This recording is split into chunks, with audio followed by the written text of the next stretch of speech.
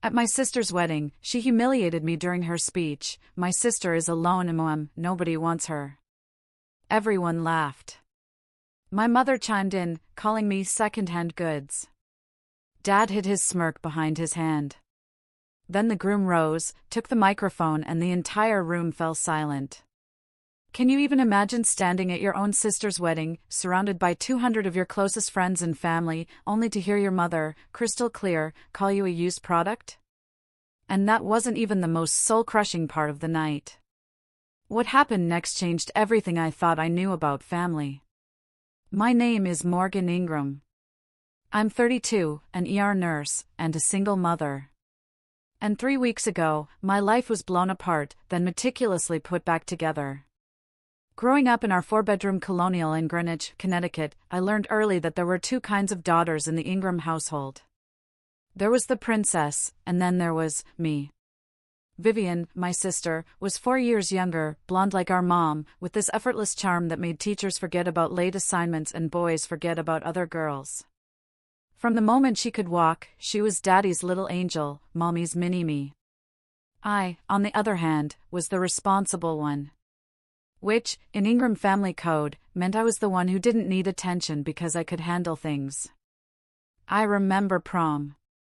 Vivian got a $500 Sherry Hill gown, blush pink, hand-beaded, the kind that made other girls gasp. 2 years earlier, for my prom, my mother had looked at me over her reading glasses and said, "Morgan, you don't need all that. You're the simple type. It suits you." I ended up wearing a $63 dress from the clearance rack at Macy's. I still remember the price because I'd saved my own babysitting money to buy it. Our bedrooms told the story too. Vivian had the corner room with the balcony overlooking the garden, like something out of a magazine. My room? End of the hall, next to the utility closet, furnished with hand-me-downs from our grandmother. I didn't hate Vivian for any of it, how could I? She was just a kid, benefiting from a system she didn't create. But I did wonder sometimes, late at night, what I had done wrong. What fundamental flaw existed in me that made my own parents look right through me? I didn't know then that this pattern would follow me all the way to her wedding day. I met Kevin when I was 24, during my second year as an ER nurse. He was a pharmaceutical sales rep, charming, confident, the kind of man who made you feel like the only person in a crowded room. We married a year later. My parents attended, of course, but spent most of the reception talking about Vivian's upcoming internship. "She's going places," my mom kept telling guests. "Both my girls are doing well, but Vivian, she's something special." Even at my own wedding, she was the star. My marriage unraveled faster than I could have imagined. Kevin had a gift for making me feel small, questioning my choices, criticizing my appearance, isolating me from friends. By the time I discovered he was sleeping with his regional manager, I was 7 months pregnant and had lost most of my sense of self. The divorce was finalized when Ethan was 14 months old. I was 27, alone, working night shifts while my son slept at a daycare that charged by the hour. My mother's response to the news? A long sigh, followed by, "I always worried you didn't know how to keep a man happy. Vivian would never let this happen to her." My father said nothing. He never did. Vivian texted me once during the whole ordeal, "That sucks. But honestly, you always pick the wrong guys. Maybe try therapy." No offer to help. No checking in on Ethan. No acknowledgement that I was drowning. I didn't need their pity. I told myself that every night as I heated up instant noodles after a 12-hour shift, Ethan asleep in his crib in our cramped 1-bedroom apartment. I just needed them to stop treating my pain like entertainment. Daniel Mercer entered the picture 2 years before the wedding. Vivian met him at some fancy charity gala. He was a children's rights attorney, the kind who took pro bono cases for families who couldn't afford representation. He was quiet, with kind eyes, and a habit of actually listening when people spoke. The first time I met him was at a family dinner at my parents' house. Vivian had been dating him for 3 months and wanted to show him off. He shook my hand, noticed Ethan hiding behind my legs, and immediately crouched down to his level. "Hey buddy, I like your dinosaur shirt. Is that a T-Rex?" Ethan beamed. No one in my family ever paid him that kind of attention. Throughout the dinner, I caught Daniel watching the family dynamics with a lawyer's observant eye. The way my mother redirected every conversation back to Vivian. The way my father laughed at Vivian's jokes but barely acknowledged mine. The way I automatically cleared the dishes while Vivian remained seated, checking her phone. Later, as I was loading my car, Daniel appeared beside me. "Does your family always treat you like that?" he asked quietly. I was so startled I almost dropped Ethan's diaper bag.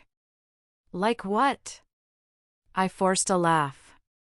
"Like you're invisible." "That's just how we are," I said, trying to sound breezy. "Vivian's the star. I'm the supporting cast." He didn't laugh, just nodded slowly, something unreadable in his expression. "You're a good mother," he said. "Ethan's lucky to have you." Then he walked back inside. I didn't understand why those words made my eyes sting. Or why for weeks afterward, I kept replaying that brief conversation in my head. The wedding invitation arrived in a cream envelope with gold calligraphy. So thick and expensive, it felt more like a royal summons. "Vivian Marie Ingram and Daniel James Mercer request the pleasure of your company." The venue was the Carlyle, a 5-star hotel in Manhattan with a ballroom that had hosted senators, celebrities, and at least one minor European royal. 200 guests. An estimated budget of $150,000, funded entirely by my parents. For context, when I got married, my parents contributed exactly $2,000 and complained about it for months afterward. And the invitation came with conditions. Vivian called me 2 weeks before. "Morgan, I need to discuss some things." "Of course, what's up?" "First, please wear something understated. Pastels or neutrals only. I don't want anyone drawing attention away from me." I'd planned to wear a deep green dress I'd been saving for. "Okay," I said, "I can do that." "Second," she paused. "Do you really have to bring Ethan? He's 5. He'll probably get fussy and ruin the ceremony." "Vivian," I pleaded, "I don't have anyone to watch him. Kevin's not in the picture." "Fine," she cut me off. "But keep him quiet, and you'll be at a table in the back so you can take him out quickly if he makes a scene." The morning of the wedding, my mother called. "Morgan, I've spoken with the event coordinator. You and the boy are at table 23, near the service entrance. Don't make a fuss about it. This is Vivian's day, and we can't have any distractions." Distractions? That's what my 5-year-old son was to them. I should have seen it then, the setup, the positioning, the careful orchestration of my humiliation. But I didn't. I just wanted to survive the day. The Carlyle ballroom was breathtaking. Soaring ceilings dripping with crystal chandeliers, white roses cascading from every surface. A string quartet playing Vivaldi. The kind of wedding you see in bridal magazines. I wore a dove gray cocktail dress I'd found on sale, modest, forgettable, exactly what Vivian had demanded. Ethan looked adorable in his little navy vest and khakis, his hair neatly combed. He clutched my hand as we walked into the overwhelming grandeur. "Mommy, it's so pretty," he whispered, eyes wide. "It is, baby. Let's find our table." Table 23 was exactly where my mother had promised, tucked in the far corner, half hidden behind a pillar, so close to the kitchen doors I could hear the catering staff shouting orders.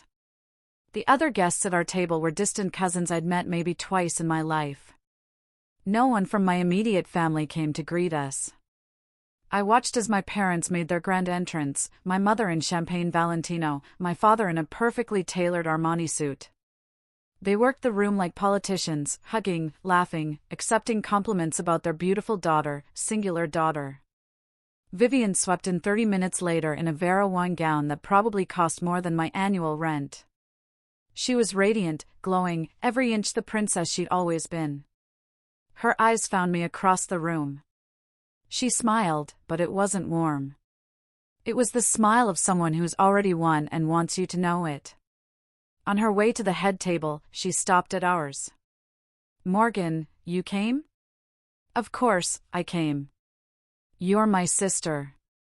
She glanced at Ethan, then back at me. "Just remember what I said about keeping him quiet." Then she was gone, swallowed by a crowd of admirers. I caught a notification flash across my mother's phone, left carelessly on a nearby table. "Remember the plan?" My stomach tightened, but I told myself it was nothing. The ceremony was beautiful. Vivian cried delicately perfect tears as she exchanged vows with Daniel. My parents beamed. The guests dabbed at their eyes with monogrammed handkerchiefs. I sat in the back, Ethan on my lap, and tried to feel something other than hollow. During the cocktail hour, the photographer gathered the family for portraits. I started to stand, smoothing down my dress, when my mother appeared with a tight smile. "Just the immediate family for this set, Morgan. Parents of the bride." "I'm her sister," I started. "We're doing a smaller grouping first." "You understand?" I understood. I always understood. Ethan tugged at my sleeve. "Mommy, why can't we be in the picture?" "We'll take our own pictures later, sweetheart." "Smile for Mommy." I held up my phone and snapped a photo of him, trying to ignore the burning behind my eyes. At the reception, I watched from our distant table as aunts and uncles I'd known my whole life approached the head table. Not one of them stopped by to say hello to me. "Morgan, is that you?" Aunt Linda, my mother's sister, paused on her way to the bar. She looked uncomfortable. "I almost didn't see you back here." "The seating chart's creative," I said, forcing lightness into my voice. She glanced toward the head table, then back at me. Something like guilt flickered across her face. Patricia's always had her preferences. "I'm sorry, honey." Before I could respond, she was gone. I noticed Daniel's friend, Mike, setting up his phone on a small tripod at the edge of the dance floor, angled toward the stage. Probably live streaming for relatives who couldn't attend. I didn't think much of it then. I had no idea that phone would become the most important witness to what happened next. The clinking of silverware against crystal silenced the room. The MC, a polished man in a three-piece suit, stepped up to the microphone. "Ladies and gentlemen, the bride would like to say a few words." Applause rippled through the ballroom as Vivian rose from her seat, radiant in the glow of a dozen spotlights. She took the microphone with practiced ease, her Cartier bracelet catching the light. "Thank you all so much for being here," she began, her voice honey-sweet. "This is the happiest day of my life, and I'm so grateful to share it with everyone I love." She smiled at Daniel, who watched her with an expression I couldn't quite read. "First, I want to thank my incredible parents. Mom, Dad, you've given me everything. Your love, your support, your belief in me. I am who I am because of you." My mother pressed a hand to her heart, tears already forming. My father nodded proudly. "And I want to talk about family," Vivian continued, her tone shifting slightly. "About what family really means. About the lessons I've learned from watching everyone." Her eyes swept the room and landed on me. The warmth in her expression cooled. "Especially my sister." Ethan perked up beside me. "Mommy, Aunt Viv is talking about you." "I know, baby." But something in Vivian's smile made my blood run cold. It wasn't affection. It wasn't gratitude. It was anticipation. "Morgan, could you stand up?" Vivian called out, her amplified voice bouncing off the chandeliers. "I want everyone to see you." 200 faces turned toward our corner table. My legs felt like they were filled with concrete, but I stood. Ethan looked up at me, confused. "There she is," Vivian said, her smile widening. My big sister, the one who taught me so many valuable lessons about life. See, my sister Morgan is a single mother. The words hung in the air, sharp and deliberate. A few guests shifted uncomfortably. Vivian's smile didn't waver. She got married young, had a baby, and then, well, things didn't work out. She tilted her head in mock sympathy. Her husband left her, couldn't handle it, I guess. And now she's alone. Scattered nervous laughter from the crowd. I felt my face flush hot. My sister is unwanted, Vivian continued, her voice carrying a theatrical sigh. No man wants her. I mean, can you blame them? She's got baggage now. A kid, bills, that whole mess. More laughter, bolder this time. A few of Vivian's sorority sisters at a nearby table giggled into their champagne. I couldn't move. Couldn't breathe.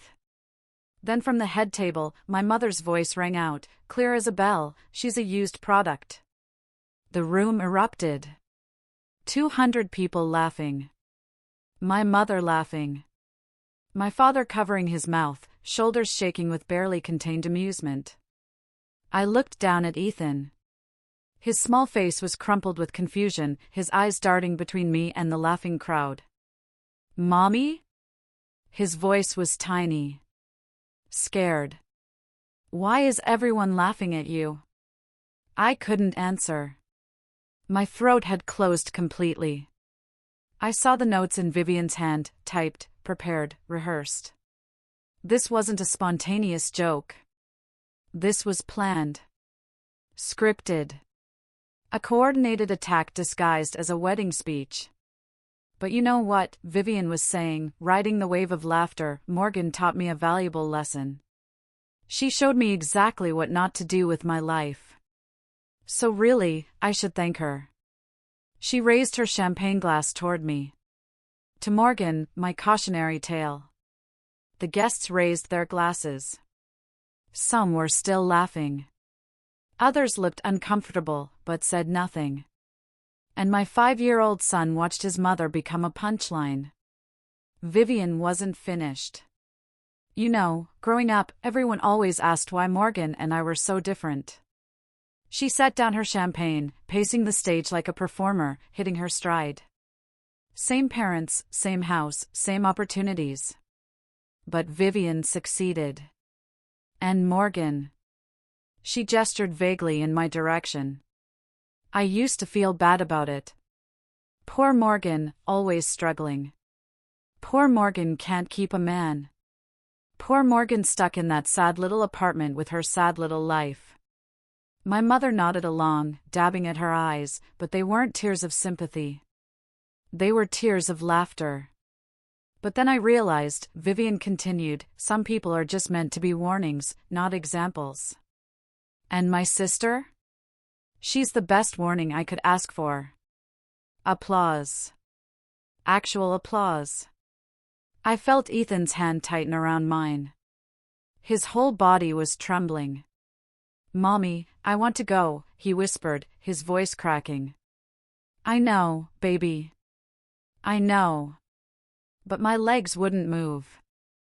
I was frozen, pinned under the weight of 200 judging eyes. My mother's cruel laughter. My father's complicit silence. This was rock bottom. I thought this was the lowest point. I was wrong. Honestly, Mom's right, Vivian said, raising her glass again. Morgan is a used product, damaged goods.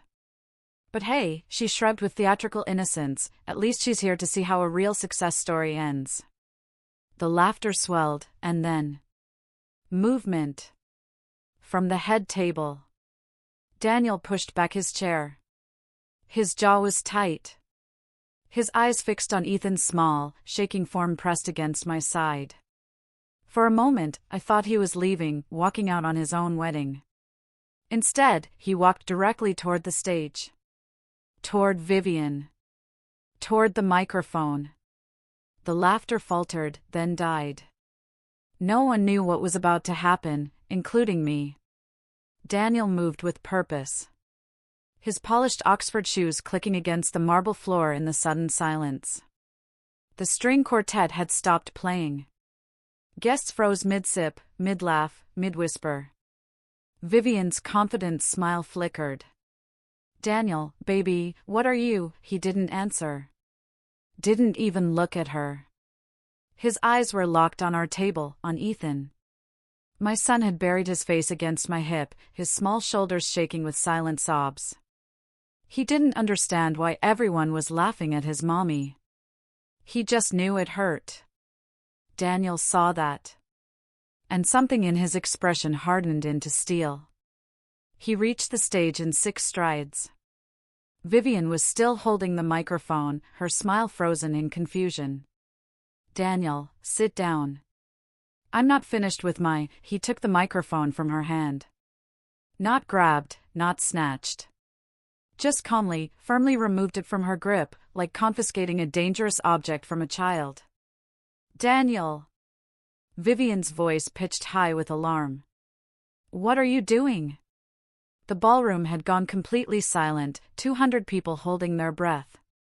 I saw my mother half rise from her seat, her face cycling through confusion, anger, and fear. Daniel raised the microphone to his lips. "I apologize for the interruption," he said, his voice steady and clear. "But there's something I need to say." He turned to look at me. Really look at me. Not through me, not past me, but directly at me. Then he turned back to face the crowd. "I've spent 2 years watching how this family treats Morgan Ingram. 2 years of dinners where she's ignored. 2 years of holidays where she's excluded. 2 years of watching her be treated as less than nothing by the people who are supposed to love her." Vivian grabbed at his arm. "Daniel, stop. You are embarrassing me." He stepped away from her touch. "No, Vivian," Daniel's voice carried across the silent ballroom, steady as a courtroom closing argument. "You did that yourself. I'm a children's rights attorney. I've dedicated my career to protecting kids from family trauma, from environments that damage them, from adults who should know better." He pointed toward our table, toward Ethan, still pressed against my leg, still trembling. "That little boy is 5 years old. 5. And you just made him watch 200 adults laugh at his mother. You called her unwanted. You called her damaged goods. You called her a used product." His voice cracked with barely contained fury. "In front of her child." Silence. Absolute ringing silence. My mother's face had gone pale. My father stared at his plate. "I've spent my whole life fighting against exactly this kind of cruelty," Daniel continued. "And I will not. I cannot become part of a family that inflicts it." He turned to Vivian. She was frozen, her perfect makeup suddenly garish under the harsh lights. Her carefully crafted facade crumbling in real time. "Daniel, please," she whispered, the microphone catching every word. "You're overreacting. It was just a joke." "A joke?" His laugh was hollow. "You planned this. You rehearsed this. You turned your own sister's pain into entertainment." He stepped back from her, creating a visible chasm between them. "I can't marry you, Vivian. I won't." The collective gasp from 200 guests was audible. "And one more thing." Daniel's eyes found Mike's phone, still recording on its tripod. "My cousin Mike has been live-streaming this reception for family members in California who couldn't attend. About 50 people have witnessed exactly what kind of family I almost married into." He set the microphone down on the stage with a soft thud. "I'm sorry for the disruption to your evening," he said to the stunned guests. "The bar is still open. Please enjoy." Then he walked off the stage. The dam broke. My mother was on her feet, her Valentino gown swirling around her ankles as she stormed toward our table. Her face was twisted with rage. Not at Vivian, not at herself, but at me. "What did you do?" she hissed, jabbing a manicured finger in my direction. What did you say to Daniel? You ruined your sister's wedding. Mom, I didn't. You've always been jealous of her. My mother's voice rose to a shriek that silenced the tentative murmurs beginning to ripple through the crowd. You couldn't stand to see her happy, could you? You had to poison Daniel against her. Vivian had collapsed into her chair at the head table, mascara tracking down her cheeks. Her carefully constructed moment of triumph had shattered into a very public nightmare. My father appeared at my mother's side, his expression hard. What did you tell him, Morgan? Behind our backs? What did you say? I didn't tell him anything. I barely spoke to him. Liar! Vivian's voice cut through the ballroom. She was standing now, her Vera Wine gown seeming to mock the disaster unfolding around her. You've been trying to turn him against me since day one. You couldn't let me have one thing, could you? One perfect day. I felt the narrative shifting in real time. The guests who had been laughing minutes ago were now looking at me differently. Not with sympathy, but with suspicion. She must have done something. Maybe the sister provoked this. Poor Vivian. I saw it happening. The rewriting of history right before my eyes. In a matter of minutes, I had transformed from victim to villain in the minds of 200 witnesses. And I realized if I didn't leave right now, this would be my legacy, the jealous sister who destroyed her sibling's wedding forever. I looked down at Ethan. His face was red and blotchy from crying. His small hands were balled into fists against his chest. He was trying so hard to be brave, to understand why the world had suddenly become so loud and angry and scary. And in that moment, something shifted inside me.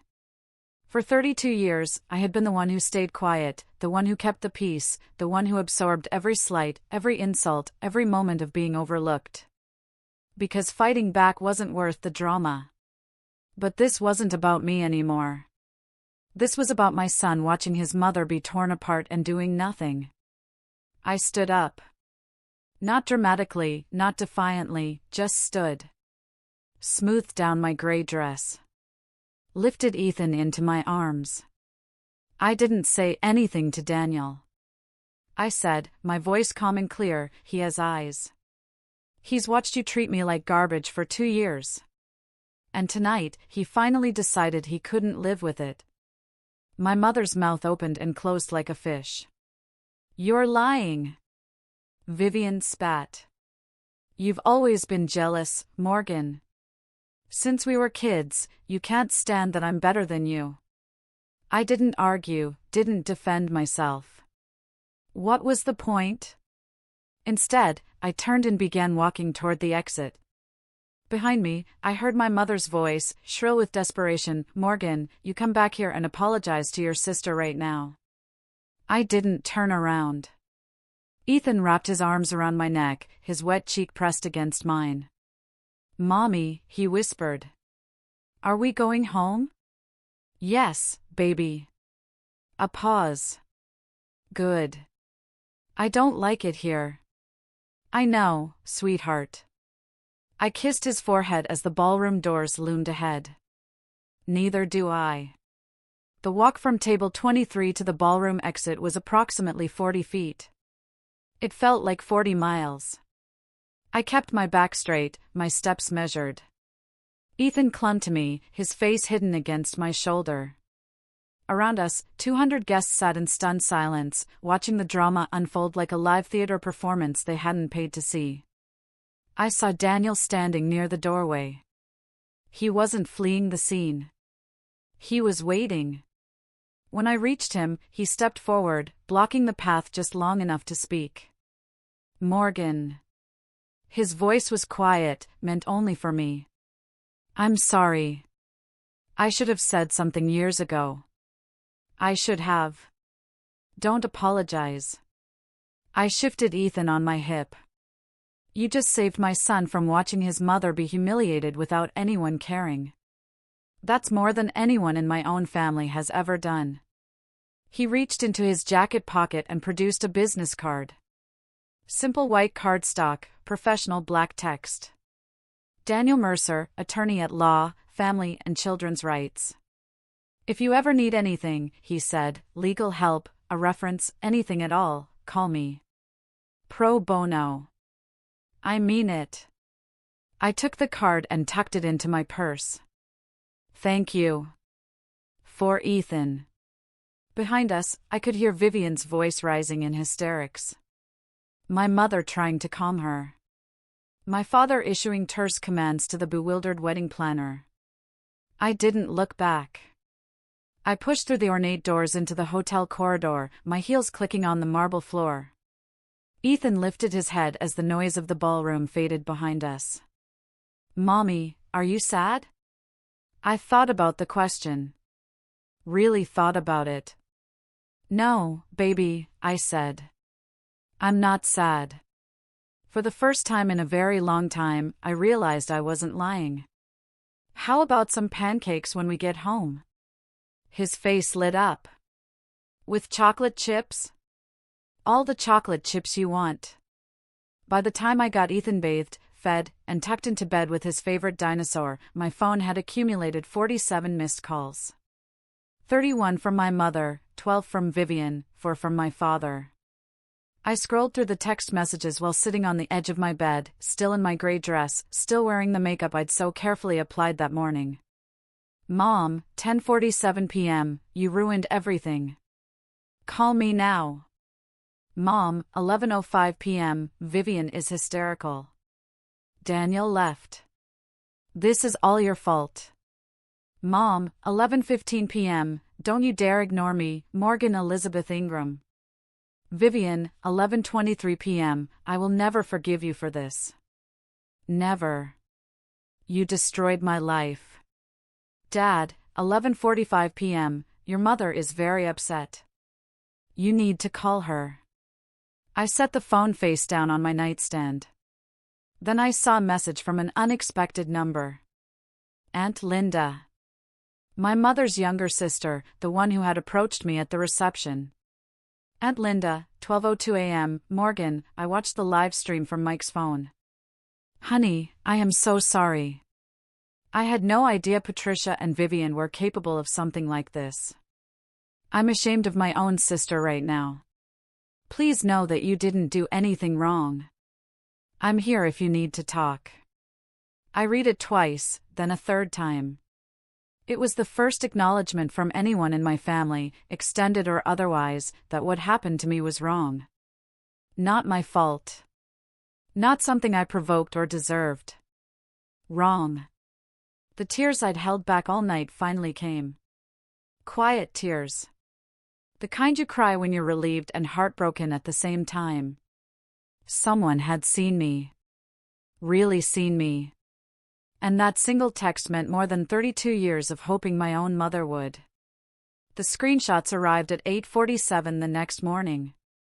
Rachel, my best friend since nursing school, had texted at 3 a.m., don't read anything until you call me. Seriously, I have something you need to see. By the time I woke up, Ethan happily watching cartoons in the living room, there were 17 images waiting in my messages. Rachel had prefaced them with, a mutual friend's daughter is dating one of your cousins. She saw the family group chat. Morgan. They planned this. I opened the first screenshot. It was a group chat titled Ingram Family. No Morgan. A chat I'd been removed from 6 months ago after asking why I wasn't invited to Christmas Eve dinner. The messages were dated 2 weeks before the wedding. Vivian, I've been working on my speech. I'm going to call her out in front of everyone. Make her see what a disappointment she is. Mom, just don't go too far, sweetie. We don't want to seem cruel. Vivian, Mom, she deserves it. She shows up with that kid like she's not ashamed of her life choices. Someone needs to put her in her place. Mom, you're right. She's always been an embarrassment. Just make it funny. People love a good roast. Dad, just don't mention me in it. Vivian, trust me, she won't say anything back. She never does. I stared at the screen until the words blurred. They had planned it.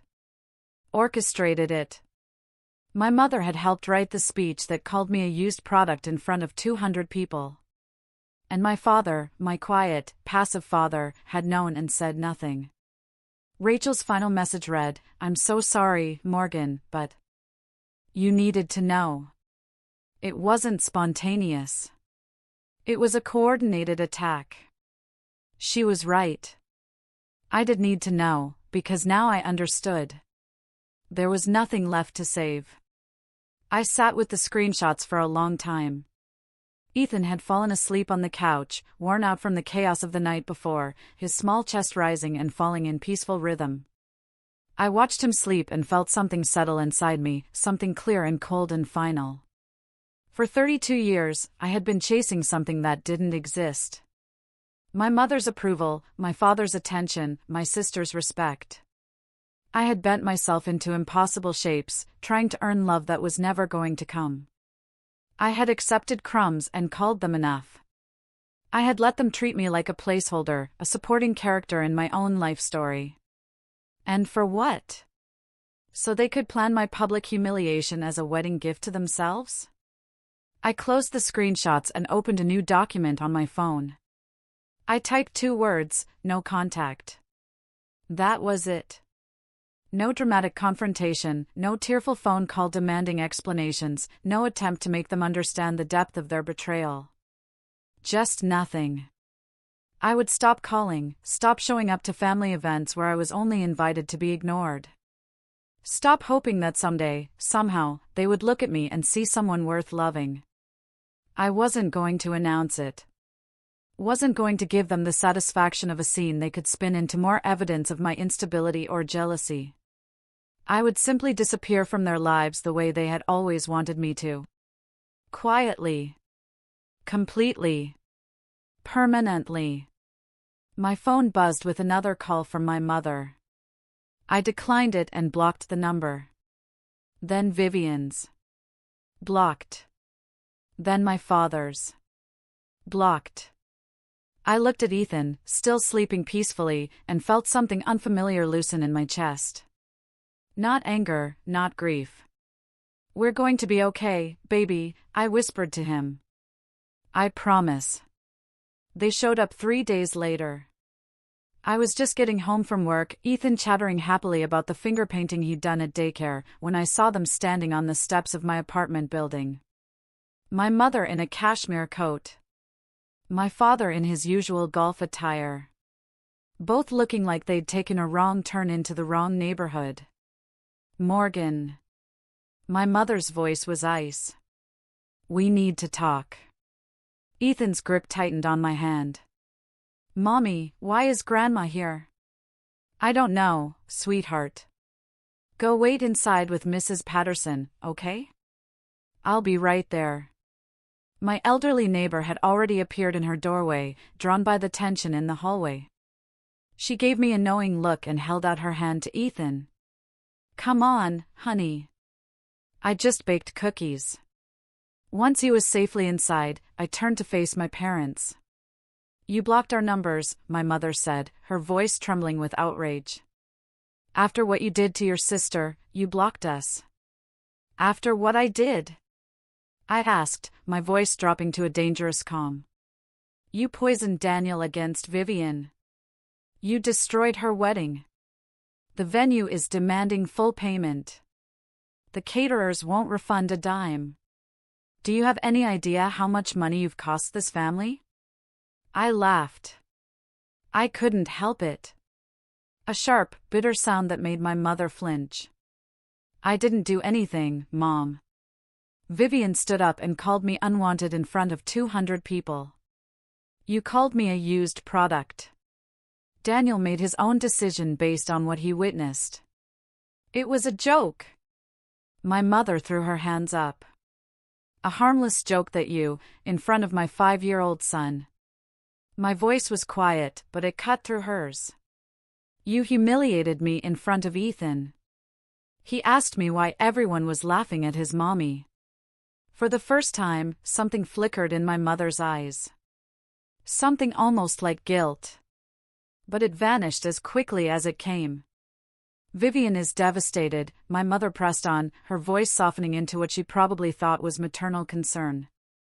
Daniel won't return her calls. The wedding photos are ruined. She's talking about therapy, Morgan. Therapy? My baby girl. Then therapy might be exactly what she needs. My mother's face reddened. How dare you, Mom? I held up a hand. I'm going to say this once, and then I want you to leave. She fell silent, shock flickering across her features. In 32 years, I had never interrupted her. I didn't poison Daniel against Vivian. I barely spoke to him. He made his choice because he watched how this family treats me, how you treat me, and decided he couldn't be part of it. I'm not finished. The words came out steady, unflinching. You planned that speech. I've seen the group chat screenshots. You helped Vivian decide exactly what to say. You knew she was going to humiliate me, and you encouraged it. My mother went pale.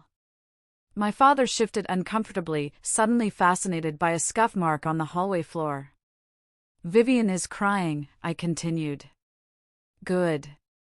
Maybe now she'll understand what it feels like. I've been crying since I was 12 years old, trying to figure out why my own mother looked at me like a disappointment. Morgan, that's not fair.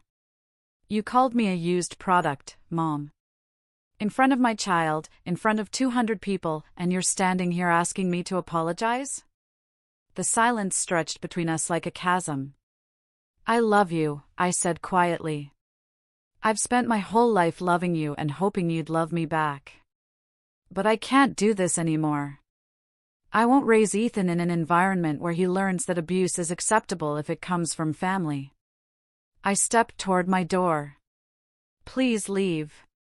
My mother's face cycled through a dozen emotions in 3 seconds: disbelief, rage, hurt, calculation, before landing on her weapon of choice, tears. Morgan! Her voice cracked artfully. You're going to regret this. When I'm gone someday, you'll wish you'd been a better daughter. The guilt trip. Classic Patricia Ingram. A year ago, it would have worked. 6 months ago, it would have made me apologize. Even a week ago, I might have hesitated. But that was before she laughed at her own daughter being called worthless. Before she added her own knife to the wound. Before I watched my son's face crumble as his grandmother made his mother into a punchline. Maybe, I said. Or maybe I'll look back and know that I protected my child from the same damage you did to me. The door to Mrs. Patterson's apartment opened. Ethan peeked out, cookie crumbs on his chin. Mommy, are you coming? I smiled at him. A real smile, warm and sure. Yes, baby. 1 minute. My mother lunged toward him, arms outstretched. Ethan, sweetheart, come give Grandma a hug. I stepped between them, not aggressively, but firmly. No. The word hung in the air like a slap. He's my grandson. He's my son, and I decide who gets access to him. My father finally spoke, his voice gruff with discomfort. Morgan, your mother is upset. Let's all just calm down and goodbye, Dad. I took Ethan's hand and guided him toward our apartment door. At the threshold, I turned back one last time. My mother was crying. Real tears now, or close enough. My father stood helplessly beside her. I'm not doing this to punish you, I said. I'm doing this because I finally understand that I deserve better than what you've given me. Then I closed the door and locked it. The videos spread faster than my mother could contain it. Within a week, it had made the rounds through the extended Ingram family. Cousins, aunts, uncles, second cousins I'd never met, passed along like evidence in a trial. Aunt Linda called me on a Tuesday evening. Morgan, I just got off the phone with your Uncle Robert in Sacramento. He saw the live stream. Well, he used words I won't repeat about your mother and Vivian. I didn't ask anyone to share it. You didn't have to. Mike sent it to his mother, who sent it to her bridge club, who sent it to everyone else. Honey, you know how family gossip works. I did. It was the same network that had spread rumors about my divorce, my failure to keep a husband, my status as the family disappointment. Now, that network was working in my favor. Your mother tried to call me yesterday, Aunt Linda continued, wanted me to help manage the narrative. I told her the narrative managed itself the moment she opened her mouth in front of 200 witnesses and a camera. Despite everything, I felt a small, unexpected spark of satisfaction. How's Vivian? Aunt Linda hesitated. Not good. Daniel's officially ended things. His family sent back the engagement gifts with a letter from their lawyer. Something about irreconcilable value differences. Professional courtesy wrapped around devastating rejection. And your mother? Aunt Linda sighed. She's been calling everyone, trying to explain that it was just a joke that got out of hand. But people saw the video, Morgan. They heard her. No amount of spin changes what they witnessed with their own eyes. I thought about my mother, desperately dialing relatives, trying to rebuild a reputation she'd destroyed in 30 seconds of gleeful cruelty. Let her spin, I said quietly. I'm done explaining myself to people who don't want to understand. Vivian tried damage control 2 weeks after the wedding. She posted a lengthy statement on Facebook, carefully worded, professionally crafted, probably reviewed by a PR friend. I want to address the misunderstanding at my wedding. What was intended as light-hearted family humor was taken out of context by those who don't understand our dynamic. My sister Morgan and I have always had a playful relationship, and I'm heartbroken that a private family moment was twisted into something malicious by outside parties with their own agendas. It continued for 6 paragraphs, never once apologizing, never once acknowledging what she'd actually said. The comment section became a battlefield. Vivian, I've seen the video. There was nothing playful about it. You literally called your sister unwanted and your mom called her used goods. How is that a misunderstanding? The video is still circulating. We can all see exactly what happened. Girl, this ain't it. Own your mistake. Rachel sent me screenshots of the meltdown, though I'd already muted everything related to my family. She's getting destroyed, Rachel texted. Her coworkers are asking questions. Someone said her boss called a meeting about professional conduct outside the workplace. I didn't feel triumphant. I didn't feel vindicated. Mostly I felt tired. A few days later, I heard through Aunt Linda that Daniel's mother had called my mother directly. She said, and I'm quoting here, I didn't raise my son to marry into a family of bullies. You should be ashamed of yourselves. Mrs. Mercer, a retired family court judge, had seen enough dysfunction in her career to recognize it instantly. Vivian had lost her fiancé. Her reputation was crumbling. Her job was under scrutiny. And I hadn't done anything. I hadn't needed to. The truth had been enough. Daniel called me 3 weeks after the wedding. I almost didn't answer. The number wasn't saved in my phone, and I'd become wary of unfamiliar callers. But something made me pick up. Morgan, it's Daniel Mercer. I sat down on my couch, pulling a blanket over my legs. Ethan was asleep in the next room, and the apartment was quiet. Daniel, hi. I hope I'm not overstepping by calling. I wanted to apologize. You already apologized at the hotel. Not properly. He exhaled, and I heard exhaustion in his voice. I watched your family treat you like dirt for 2 years. 2 years, Morgan. And I told myself it wasn't my place to say anything. That Vivian would grow out of it. That they were just difficult. You didn't know how bad it was. I knew enough. His voice hardened with self-recrimination.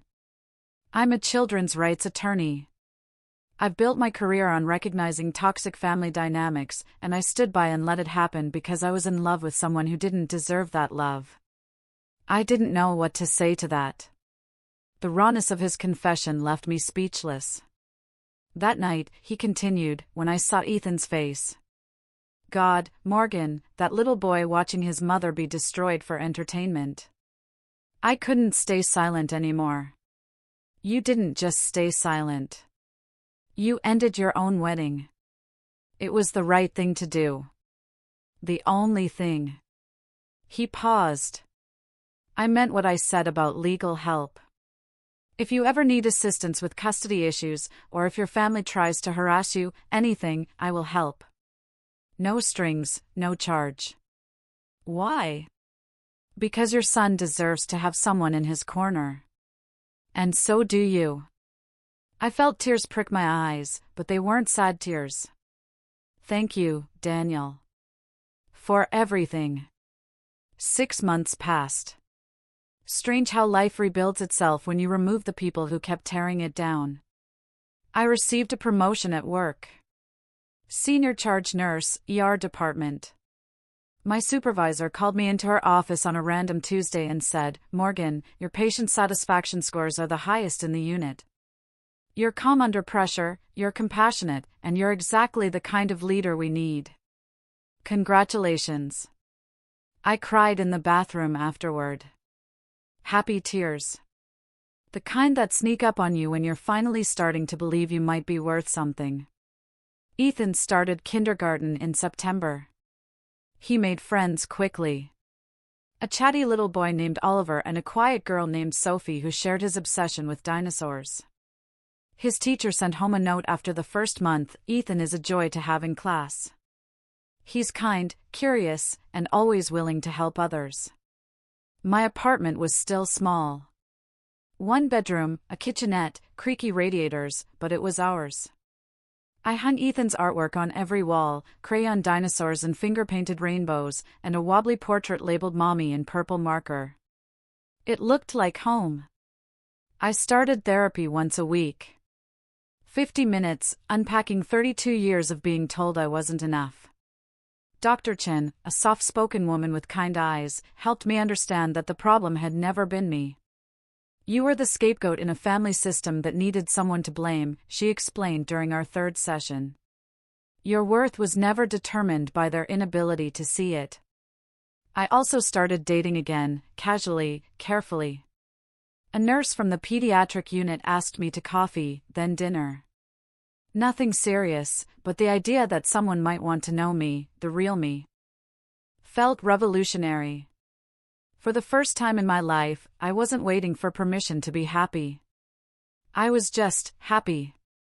The attempts at contact came in waves. First, a birthday card for Ethan, arriving 2 weeks late with no return address, though I recognized my mother's handwriting. Inside, a $100 bill and a note, to our grandson. We miss you. I put the money in Ethan's college savings account and recycled the card. Then, a text from an unknown number, Vivian, using a friend's phone, Morgan, we need to talk. I've been doing a lot of thinking. Call me. I didn't call. A few weeks later, a voicemail from my mother. Her voice pitched in that particular tone of wounded victimhood she'd perfected over decades. Morgan, this has gone on long enough. Family is family. You can't just cut us out forever. I'm your mother. Don't I deserve a chance to explain? I deleted it without finishing. The hardest one came from my father. He showed up at my workplace, something he'd never done in the 8 years I'd been a nurse. I found him waiting in the lobby, looking uncomfortable and out of place among the worried families and beeping equipment. 5 minutes, he said when I approached. Please. We stepped outside into the gray November afternoon. Your mother is struggling, he said. She cries every day. Vivian won't leave her room. The family Thanksgiving was, he trailed off. Was what, Dad? Empty. I waited. I know what happened wasn't right. The admission seemed to cost him something. But Morgan, your mother loves you in her own way. She doesn't know how to, Dad. I cut him off gently but firmly. I spent 32 years waiting for Mom to love me in a way that didn't hurt. I can't wait anymore. And I won't let Ethan grow up waiting too. He nodded slowly, something crumbling behind his eyes. I understand, he said quietly. And for the first time, I believed he did. Today, as I record this, it's been 8 months since my sister's wedding. I'm sitting in our little apartment, Ethan asleep in the next room, his nightlight casting dinosaur shadows on the ceiling. Tomorrow is his 6th birthday. I've got a homemade cake in the fridge, chocolate with too much frosting, just the way he likes it, and a secondhand bike waiting in my neighbor's storage unit, wrapped in a bow I tied 3 times to get right. I got my promotion. I'm seeing someone, Michael, the pediatric nurse, who tells me I'm beautiful and means it in a way I've never heard before. I have friends who show up, a therapist who helps me unpack decades of damage, and an aunt who calls every Sunday just to check in. And I have my son. Last week, Ethan brought home a picture from school. It was a family tree assignment, and while most kids drew grandparents and cousins and sprawling networks of relatives, Ethan had drawn just 2 figures. A tall woman with brown hair, a small boy beside her, holding her hand. That's our family, Mommy, he said proudly. Just us. I hung it on the refrigerator, right at eye level. My mother hasn't stopped trying to reach me. Neither has Vivian. I get the occasional message through relatives, the rare handwritten letter that goes straight into the trash. I don't hate them. That's the strange part. I spent so long being angry at the favoritism, the cruelty, the 1,000 small cuts of growing up invisible. But somewhere along the way, the anger faded into something quieter. Not forgiveness.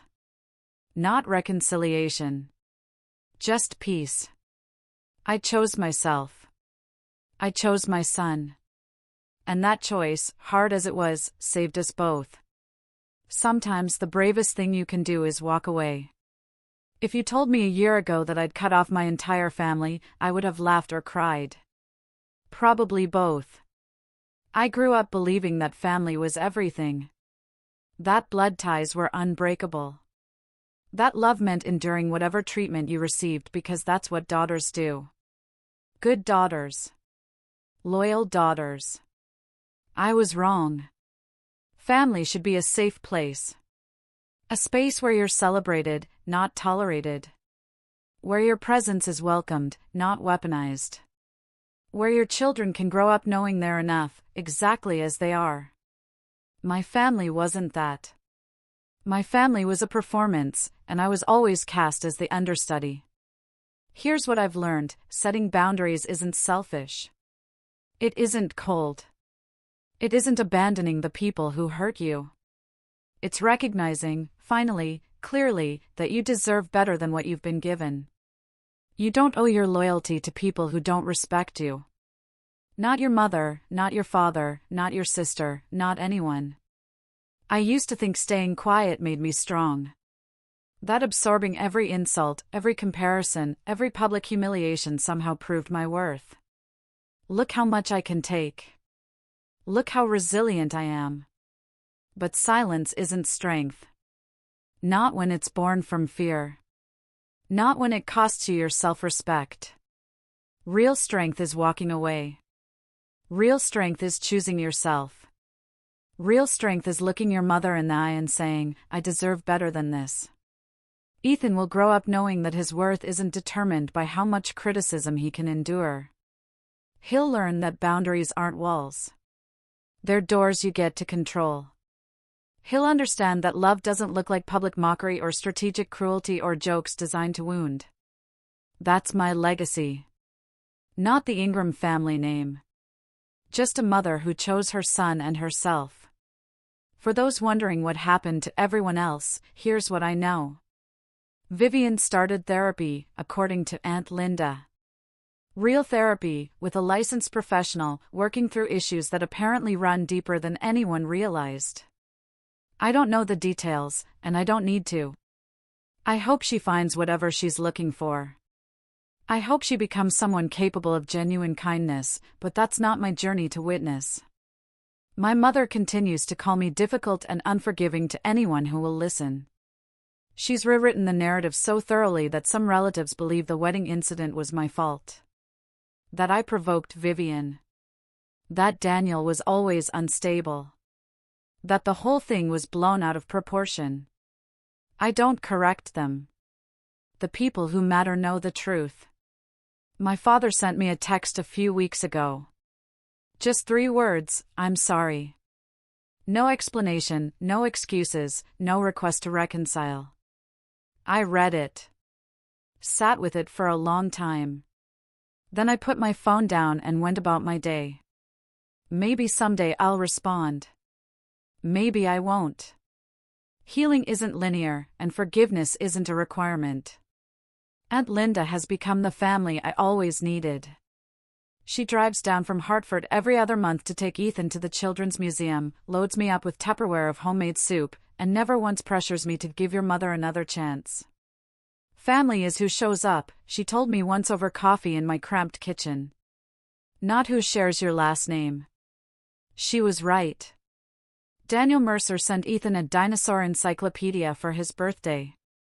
No note, no strings, just a gift from someone who remembered a scared little boy and wanted to make him smile. Small kindnesses, they add up. They mean more than 200 laughing guests ever could.